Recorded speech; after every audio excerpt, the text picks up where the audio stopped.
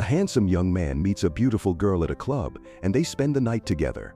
But the next morning, she wakes up beside an old man in his 80s. What really happened overnight? Let's find out.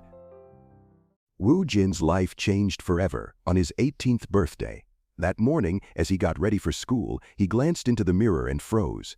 The reflection staring back at him wasn't a young boy, but a middle-aged man. Since that day, every time Woo Jin woke up, he found himself in a completely different body. Some mornings he was a man, other mornings a woman. His age, his face, even his nationality, everything changed overnight. At first he was terrified and confused, unable to understand what was happening. He told his mother, Munsuk, about his strange condition. Though it was hard, she accepted him as he was. She reminded him that no matter what face he wore, he was still her son. Her love gave him strength to keep going. Still, life was far from normal. Unlike his friends, Woo Jin couldn't dream about the future or think about falling in love. How could anyone love someone who changed every day? One afternoon, his childhood friend Sang Bak came to visit. That day, Woo Jin was trapped in the body of a middle-aged woman. Sang Bak was shocked at first, but as he questioned Woo Jin, he realized it was truly his old friend. Instead of pulling away, he laughed and accepted him. With support from his mother and friend, Woo Jin slowly began to embrace his truth. He even tried to be optimistic, telling himself that if he didn't like the way he looked today, tomorrow would be different. But each day was still a challenge. His gender, his height, even his eyesight changed. To keep up, Woo Jin filled his room with clothes in every size, shirts, dresses, pants, and shoes to match any body. He kept toiletries for both men and women. He even used tools like a phoropter to test his vision each morning and a foot measurer to make sure his shoes fit. This was his reality. Never knowing who he would be when he opened his eyes, but learning each day to adapt and keep moving forward. Woo Jin always had a passion for crafting furniture. His designs were unique, filled with detail and warmth. When Sang Bak lost his job, the two of them decided to start something new together. They opened a company called ALX, specializing in custom-made furniture designed for each individual client. Woo Jin focused on the designs, while Seong Bak handled sales and clients.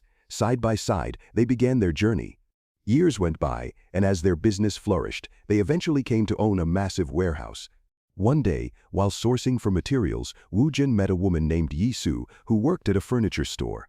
She was beautiful, knowledgeable, and shared the same passion as him.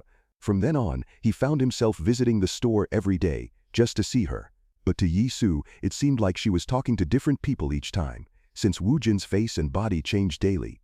Still, no matter how he looked, she always treated him kindly and spoke with the same excitement about furniture.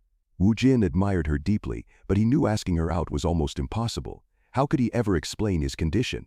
Yet his feelings grew stronger each day. Finally, when he woke up in the body of a handsome young man, he decided to take his chance. He went to the store, purchased some furniture pieces, and with a nervous heart, asked her out. Yi-soo rejected him at first, saying she was busy, but after his gentle persistence, she agreed. That evening, he took her to the ALX factory. Yi-soo was amazed. She had always admired ALX products, never knowing she was meeting the designer himself. They ate sushi takeout among the smell of fresh wood and varnish, talking for hours about their shared love for furniture. Her bright and bubbly nature made Woo Jin's heart beat faster, and for the first time in years, he felt like he was truly falling in love. That night, he messaged her again, asking for another date. But this time, he was afraid of losing everything. To stop his appearance from changing, he stayed awake all night, fighting sleep, so he would wake up looking the same. The next morning, Woo Jin picked Yi-soo up from work, and they went out together. When he learned she loved music, he brought her to his private studio, where his vinyl records played softly. To his surprise, they even liked the same kind of music. Sitting there, watching her smile, he felt a happiness he had never known before. One evening, while having dinner with Yi-soo at the factory, Sang Bak suddenly appeared.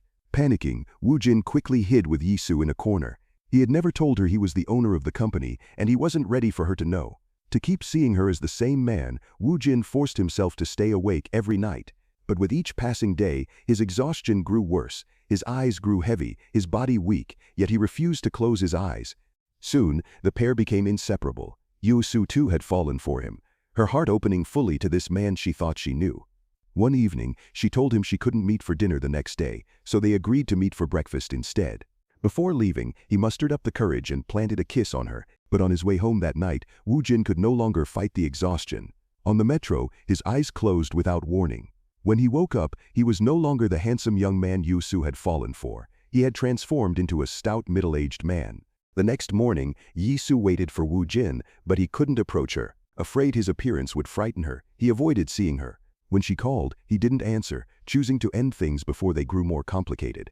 Yet no matter how hard he tried, he couldn't stop thinking of her. Determined to reach her, Wu Jin designed and sent a custom-made piece of furniture, crafted to her taste. When it arrived at the store, her boss was amazed by its quality and elegance.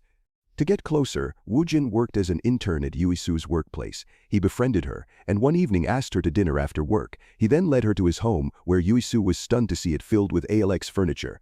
Finally, Wu Jin revealed everything. He told her he was Wu Jin, even though in a female body now. He explained his condition and showed her videos he had recorded in each persona, along with all the conversations they'd shared in the store over the past months. But Yisu could not believe him. Even when he showed her the couple rings they had bought together, she laughed in disbelief, thinking it was some cruel prank. Angry and confused, she told him never to contact her again and walked away. Heartbroken, Wu Jin collapsed into tears, understanding why she reacted this way, but feeling utterly helpless. Meanwhile, Yisu couldn't stop thinking about him. She wondered if such a condition could really exist, asking her sister if anyone could wake up as a completely different person every day.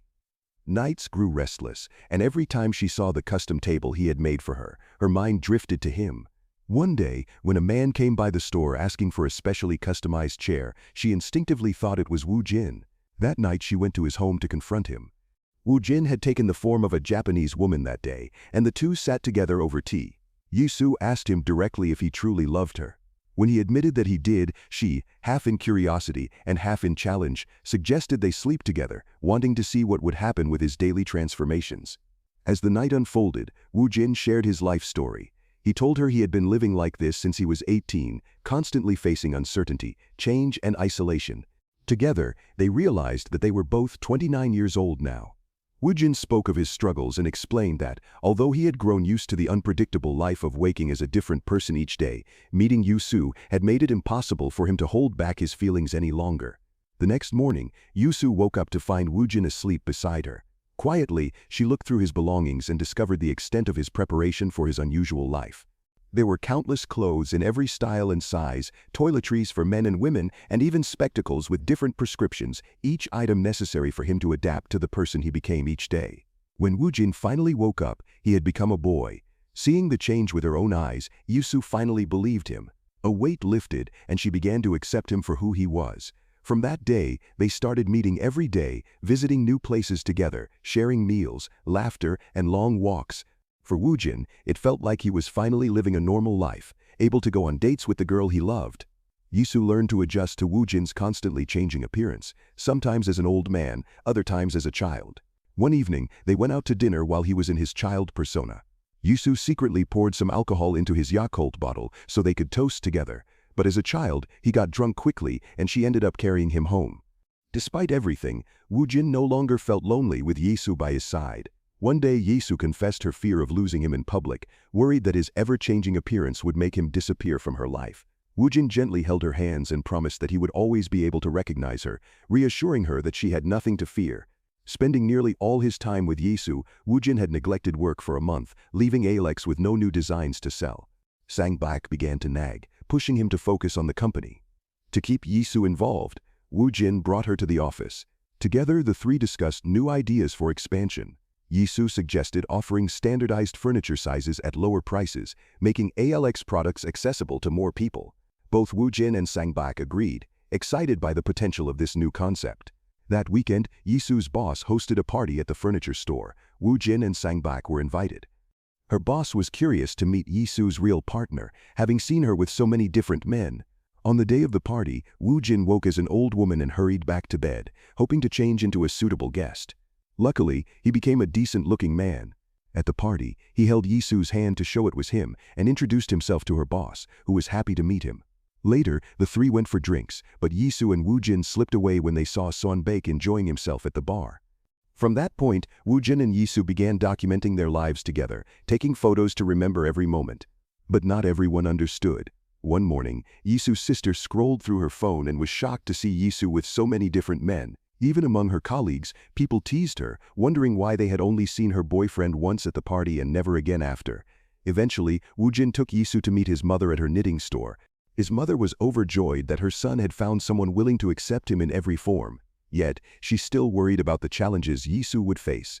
She told her that while she couldn't do much to help, she sincerely wished them both the best. One day, Woojin called Yisu to meet him as usual, but this time he asked her to find him herself. At first, she grew anxious. She couldn't recognize him in his new appearance. When he suddenly appeared and held her hand, she was startled. Upset with his behavior, she pulled away, her frustration clear. Seeing her upset, Woojin immediately apologized, promising never to scare her like that again. Later, Yisu suggested that she sleep over at his place, so she could recognize him first thing in the morning without confusion, but went home halfway as she was unable to fall asleep. Not long after, Sangbak came to visit Woojin. He suggested that Woojin should propose to Yisu, since they are so deeply in love. The idea had always been in Woojin's mind, but he had been hesitant, unsure how it could work given his condition. Now, with Sangbak's encouragement, he decided to set his doubts aside and take the leap. The next few days were filled with careful planning. Woojin focused on designing a custom ring for Yisu, putting all his heart into it. He decided he would propose when he appeared in a form he felt confident about, when he looked his best. On the other hand, Yisu began struggling with sleep, taking medicine to help her rest. The lack of sleep started affecting her work. She grew forgetful and found it hard to concentrate. Unable to confide in anyone, she even visited a psychiatrist to discuss her stress and exhaustion. Her boss noticed her struggles and gently asked if she was having relationship problems, having heard the rumors about her different men each day. Yisu smiled and assured her she was fine, hiding the truth behind her calm exterior. That evening, Woojin met Yisu and suggested they marry. At first, she pulled away, unsure how to react. Hesitant, she explained there were many things to consider before marriage. How could she introduce him to her family and friends? How would they manage his constantly changing appearance? Woojin listened and gently told her that every morning when he woke up, all he could think about was being with her. Yisu grew annoyed and snapped, saying all he ever thought about was himself. She admitted she loved him, but that things were hard for her and she needed time to figure things out. Hearing her, Woojin nodded and said he understood. He didn't want to pressure her and would respect her feelings. The conversation, however, overwhelmed Yisu. In a moment of stress, she took a high dosage of her sleeping medication and lost consciousness. Panicked, Woojin rushed her to the hospital. There, he learned the truth. She had been struggling with stress and sleepless nights, relying on medication to cope. Meeting her psychiatrist, he discovered how much Yisu had suffered in silence, carrying the weight of their relationship alone. Woojin wondered why she never told him but understood that it must have been incredibly difficult for her. Unsure of what to do next, Woojin visited his mother, Munsuk. Over a quiet drink, she revealed a shocking secret. His father had suffered from the same condition. Despite her love and acceptance, society's gossip had made their life difficult. One day while Munsuk was pregnant, his father disappeared, leaving only some money and a letter apologizing for leaving to avoid making her life harder. Munsuk told Woojin that she could never have found Woojin's dad because she wouldn't have recognized him. She shared that her life had been difficult, and in that moment, Woojin realized he understood Yisu's position perfectly. Each day, Woojin struggled with a painful question. Should he leave Yisu to protect her, giving her a chance at a better, less stressful life? Could he truly live without her? After days of pondering, he finally made his decision. That night, he went to meet Yisu. He presented her with a beautifully customized chair, a small gift from his heart. Then, as they walked home together, Woojin delivered the most terrifying news. He told her they should end their relationship. He explained it was the right choice. He didn't want her to rely on medication or suffer because of him. Without looking back, he left her side. Yisu was devastated. Even as she continued her daily life, the emptiness remained. She missed Woojin deeply, hoping that one day, somehow, he would come back and hold her hand again. Yisu had finally stopped relying on her medication and started living her life again by spending more time with her friends and family. One day her boss showed her some incredible furniture designs on a Czech Republic website. The designer was anonymous, and her boss asked Yisu to find out more. The moment she saw the designs, she immediately felt certain this had to be Woojin. She visited Sangbak at his office to discuss product launches, but he was unusually cold toward her.